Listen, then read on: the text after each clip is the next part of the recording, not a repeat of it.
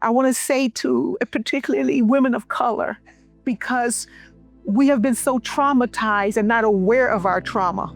And we carry generational trauma. We carry the trauma of our mother, of our grandmother, of our great-grandmothers who were slaves. We carry the trauma of all these women. And I seen dysfunction in my mom and grandma, and I know they did their best and they loved me with all they had, but they had their own trauma. So this healing that I'm doing, I feel like you're not just doing it for yourself, you're doing it for generations before and for those to come. My name is Doris. I am a retired nurse. I'm also an actor, and I'm originally from Florida, but now living in Hawaii. How did you hear about Soltara? It was a miracle, as I shared in one of our groups. I had been reading about ayahuasca for trauma and depression, especially childhood trauma, following Dr. Gabor Mate. And I knew I needed it, but at my age, 69, turning 70 next month, I knew I needed a place that would be safe instead of just going to some place and spending a few $100s. So I started preparing for it without even knowing where I was going.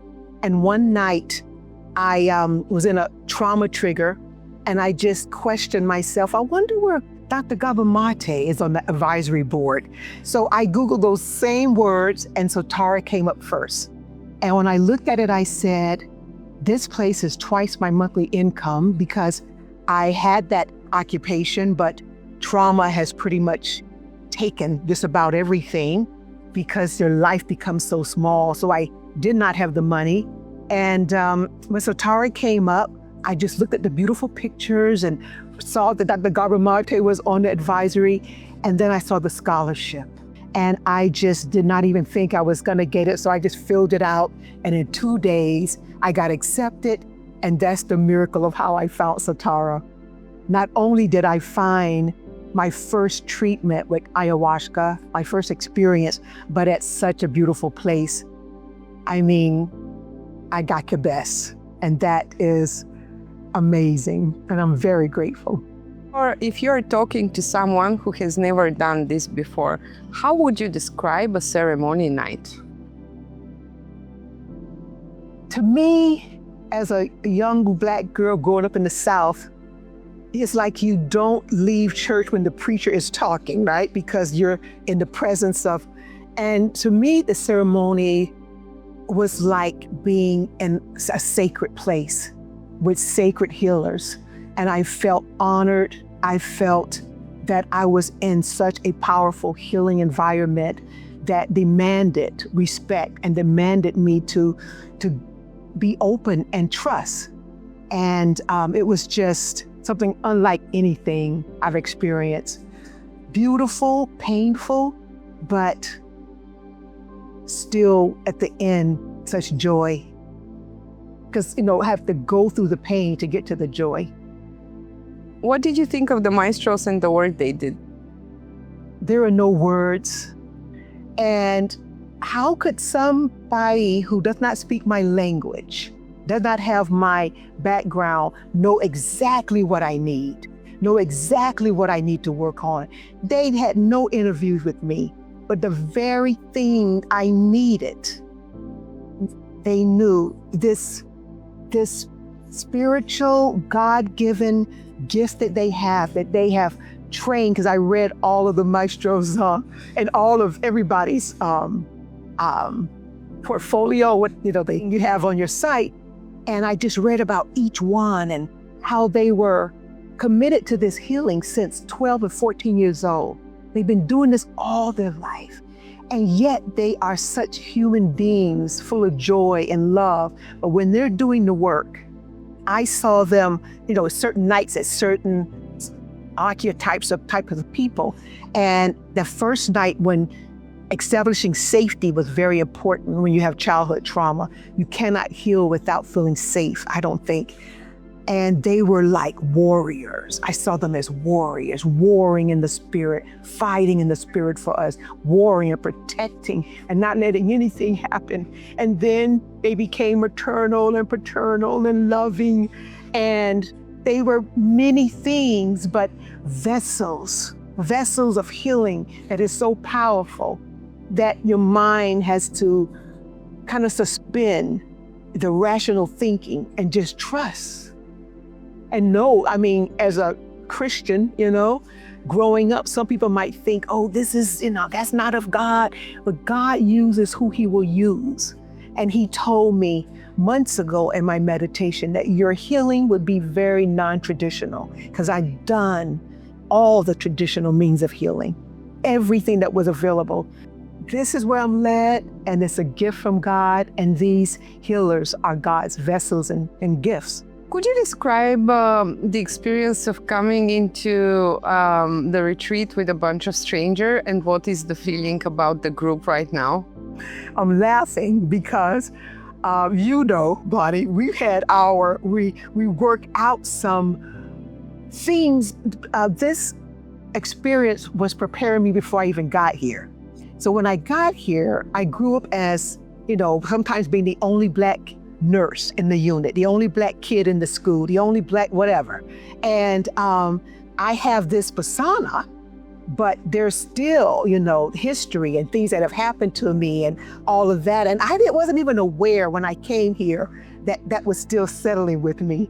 And our first, our encounters was you guys allowing me to work out of that. Doing one episode, I was like, you haven't given me a choice. You didn't give me a choice. You're just like my mother, and you want me to be perfect. And before I even got in the ceremonial space, you allowed me to work out that so that I felt safe with you. So coming here, I thought I was friendly, but I could see that I was guarded, not really feeling safe. And yes, I can open up and be vulnerable, but to really share stuff that had so much shame around it in the past, share stuff that I've never shared with a therapist. So now it's like I'm in this whole big bowl of love. Everybody, to be healed by people and in a group of people that maybe historically you might have had experiences with, and to feel that love, it's like the world is changing. And this is our opportunity to change the world. Maybe we can change racism through ayahuasca. Who knows? Racism, sexism, ageism, just throw any ism in there and Mother Aya will help you with it. What did you think of the food at Soltara? Oh my God. Absolutely delicious. Nutritious, and I think Jesse not only provides extremely healthy food. I have never eaten this healthy in my life for a whole week, but it's also high vibrational food. And I think it raises, even though I don't understand all the vibrational talk, I feel it raises you up, and it's preparing us to receive the medicine.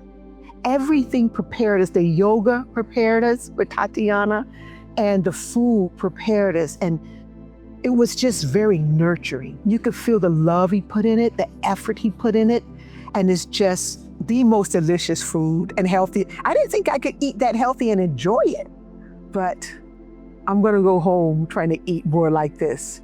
If you are to speak about your experience to people or to somebody who is on the fence or having some doubts, what would you say after this 1 week? Man. I particularly feel called even before coming here because of the pain of life, the trauma that I've endured as a young girl, sexual trauma from maybe pre-verbal to at least 14,